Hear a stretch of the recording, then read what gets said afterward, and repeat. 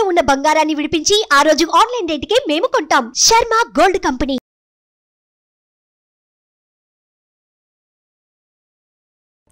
నమస్కారం, welcome to Suman TV. నేను గీతాంజలి.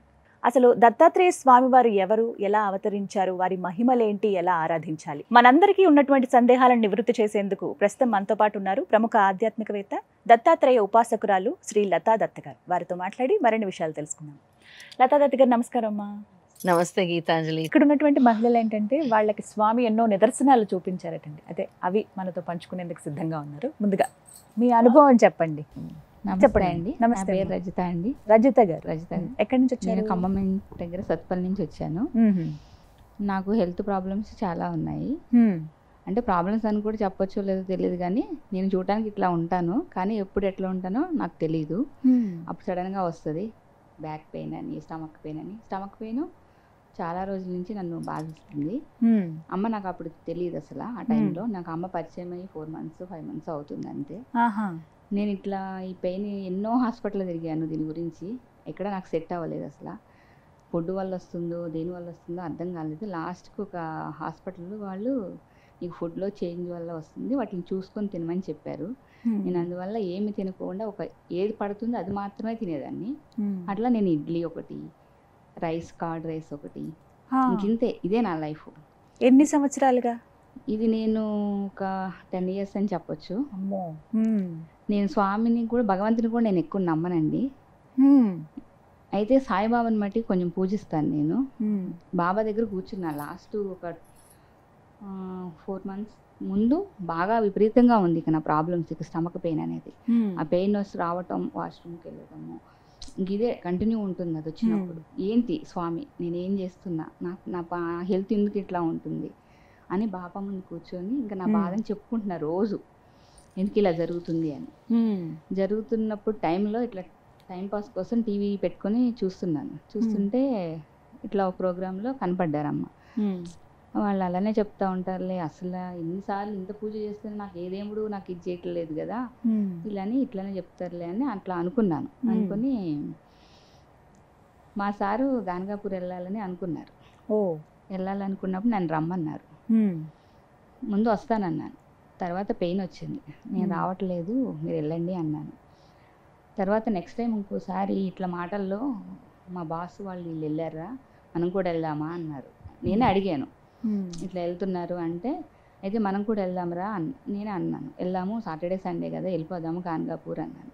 ఎందుకన్నానో తెలియదు, వెళ్దామన్నాను.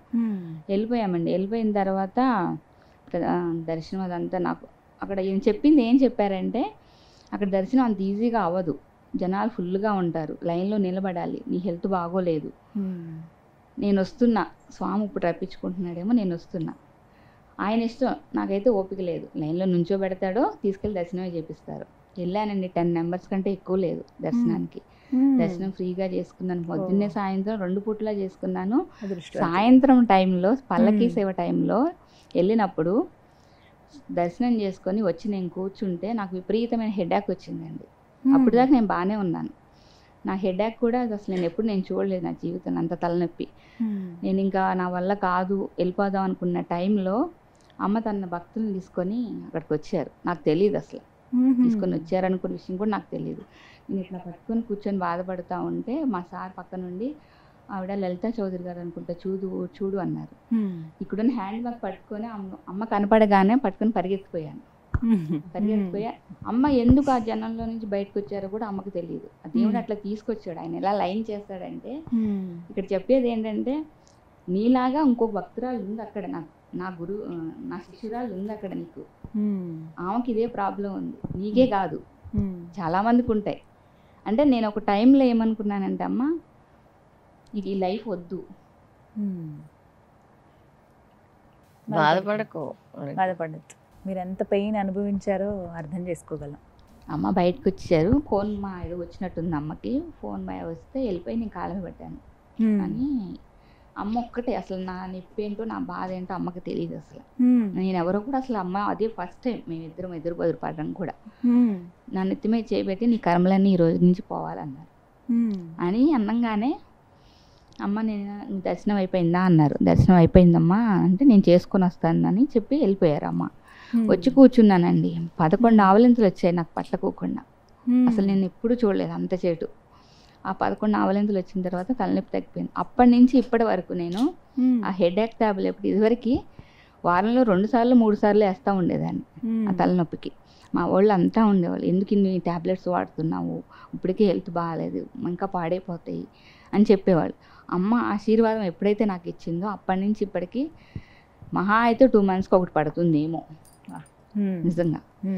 ఆ తర్వాత నెక్స్ట్ టైం నేను అమ్మకి పిఠాపురంలో మళ్ళీ ఇట్లా ప్రోగ్రామ్ ఒకటి ఉంది, మా సార్కి తెలుసు. అప్పుడు అమ్మను మా సారు పాదయాత్ర చేశారు కుర్వాపురం. చేసినప్పుడు కూడా నాతో అన్నారు, నువ్వు కూడా వస్తావా అంటే, అంత చేసినా కానీ నాకు అమ్మ చెప్పచ్చు ఇంకా నమ్మకం కుదరలేదు. అవునా? వస్తావా అంటే, నేను రానులే, మీరు వెళ్ళండి, నాకు దేవుడు ఎప్పుడు తీసుకెళ్ళాలంటే అప్పుడే వస్తాను అని చెప్పాను. పిఠాపురం కూడా సేమ్ అట్లానే అన్నానండి. అమ్మ ప్రోగ్రామ్ 5 రోజులు చెప్పారు వెళ్దామని, నేను రాను అన్నాను. సరే నీ ఇష్టం, అవకాశం అడిగాను, నీ ఇష్టం అన్నారు. అందరి తర్వాత తెల్లారి బట్టలు సర్దేసుకున్నాను, రెడీ అని మా మమ్మీ ఫోన్ చేసింది, వెళ్తున్నావా అంటే వెళ్తున్నాను అన్నాను. అదేంటి వెళ్ళనన్నావు కదా అన్నారు. వెళ్తున్నా, 2 రోజుల కోసం వెళ్ళేసి వస్తా అంతే, నేనేం ఉండను అక్కడ అని చెప్పాను. వెళ్ళిపోయిన తర్వాత మా సార్ అన్నారు దారిలో, నువ్వు 2 రోజులే ఉంటాను అంటున్నావు కదా, నిన్ను బలవంతం పెట్టను, నీకు బాగోపోతే ఇంటికి పంపించేస్తాను, నువ్వు చెప్పే ఎప్పుడు వెళ్ళిపోదామంటే అప్పుడు వెళ్ళిపోదామని. 2 days అయిన తర్వాత అడిగారు పిఠాపురంలో, వెళ్దామా ఉంటావా అని. ఉంటావని కూడా అలా పంపించి వస్తా పదా అన్నారు. నేనైతే రాను, అమ్మ ఉంది ఇక్కడ, నేను రాను. 5 రోజులది అమ్మతో 7 రోజులు జర్నీ అయిందండి. అప్పుడు అమ్మ చూసారు నేను తినే ఫుడ్ ఏంటనేది. అమ్మకి గురువు కదా, అన్నీ తెలిసిపోతున్నాయి. నాది ఏంటనేది నేను లోపల అనుకుంటే అమ్మకి తెలిసిపోతుంది. నేను ఇడ్లీయే తింటున్నా, ఏంటి ఇడ్లీయే తింటున్నావు, గారి పెట్టించుకో, నేను ఇస్తున్నా పెట్టించుకో, తిను, ఎట్లా పడదో చూస్తా నేను. అన్నీ అమ్మే అలవాటు చేశారండి. గారె, చపాతి, ప్రతి టిఫిన్ అమ్మే అలవాటు చేశారు. ఇప్పుడు అన్నీ అమ్మ నా పక్కన ఉంటే చాలు. నేను ఇప్పుడు ఇక్కడ దాకా నేను ఉన్నాను అంటే నిన్న జరిగింది కదా దత్తాత్రేయ స్వామి అమ్మ వాళ్ళ ఇంట్లో పీఠం పెట్టడం, అక్కడ నేను తిరుగుట చూసి మా అన్నయ్య వాళ్ళే ఆశ్చర్యపోయారు. మా అన్నయ్య వచ్చారు ఊరి నుంచి, చూసి అదే నా, ఎప్పుడు చూసినా మంచం మీదే ఉంటుంది, ఎప్పుడు హెల్త్ ఇష్యూస్ అంటారు దీనికి, ఇది అదేనా అన్న ఆశ్చర్యపోయారు. దత్తాత్రేయ స్వామి మహిమ అంతా నా దత్తమ్మ మహిమ. అవునా? నేను ఒక టూల్ని మాత్రం, మీలాంటి దాన్ని ఒకదాన్ని. స్వామి ఎవరికి ఏమిటి అంటే, ముందు స్వామి దగ్గర అహంకారం పనికిరాదు. స్వామి నడిపిస్తున్నారు, స్వామి చెప్తున్నారు, దాన్ని మనం ఫాలో అవ్వాలి. అదొక్కటే నేను నమ్ముతాను. స్వామి వాళ్ళకి కష్టము అని వాళ్ళు వస్తున్నారంటే మీరేం చెప్తే అదే మీరు అది. స్వామి చాలా స్పష్టంగా గురు చరిత్రలో కూడా కొన్ని అధ్యాయాలు ఉన్నాయి. ఆరోగ్య సమస్య అయితే ఈ 13వ అధ్యాయం చదవాలి. అలా కొన్ని అధ్యాయాలు ఉంటాయి ఒక్కో సమస్య కదా. స్వామి చెప్పింది ప్రత్యేకంగా నేను చెప్పినవి కాదు, కొన్ని స్వామి తెలియపరుస్తూ ఉంటారు. స్వామి చెప్తేనే నేను చెప్తాను కానీ నేను అనేది ఏమీ లేదు అసలు అక్కడ. అలా నేను అసలు మామూలుగా ఏంటి అమ్మాయి ఇడ్లీ తింటుంది, ఇది తింటే పడుతుందని నాకు అనిపిస్తుంది, ఇది తినాలి, ఏంటి ఇడ్లీతోనే ఎలా బ్రతుకుతుంది ఈ అమ్మాయి, జీవితాంతం ఇడ్లీ తిని ఎలా బ్రతుకుతుంది, జీవితాంతం ఉట్టి పెరుగన్నం తిని ఎలా బ్రతుకుతుంది, స్వామి ఈ రోజు నుంచి నాకు తెలియదు ఈ అమ్మాయి ఇవన్నీ తింటుంది, నేను మీకు చెప్తున్నాను. నేను అలాగే అనుకొని అలాగే ఆ పేరు మీద నేను పూజిస్తాను, అలాగే నేను జపం చేస్తాను వాళ్ళ పేరు మీద స్వామిని. అంటే అడిగి ఆ కష్టం వాళ్ళకి తీరాలి, ఇక వాళ్ళు పడే బాధ నేను చూడకూడదు తండ్రి అని. స్వామి అడిగేది ఒకటే, మనస వాచ కర్మన, నువ్వు ఆర్తితో అడిగితే నేను ఇస్తాను అని. అడగగానే ఇస్తున్నారంటే అది నా చేతుల్లో లేదు, స్వామి దయ, స్వామి కరుణ. అది వీళ్ళకి నమ్మకం కల్పిస్తున్నారంటే కూడా అది స్వామి దయ అని నేను ఫీల్ అవుతాను. కానీ చాలా అద్భుతంగా వివరించారండి. ఎంతో మందికి తెలియదు దత్తాత్రేయ స్వామి వారిని అసలు ఎలా పూజించాలి, అలాగే మీరు చెప్పినటువంటి ఆ శ్లోకం కానీ మంత్రం కానీ ఎలా పఠించాలి, కొన్ని నిదర్శనాలు చెప్పారు కొంతమంది, అలాగే వారికి ఉన్నటువంటి సందేహాలను కూడా చక్కగా నివృత్తి చేశారమ్మా. అందరికీ ధన్యవాదాలండి. నమస్కారం. నమస్కారం. సుమన్ టీవీలో మీ పర్సనల్ అండ్ బిజినెస్ ప్రమోషన్స్ కోసం కింది నెంబర్కి కాంటాక్ట్ చేయండి.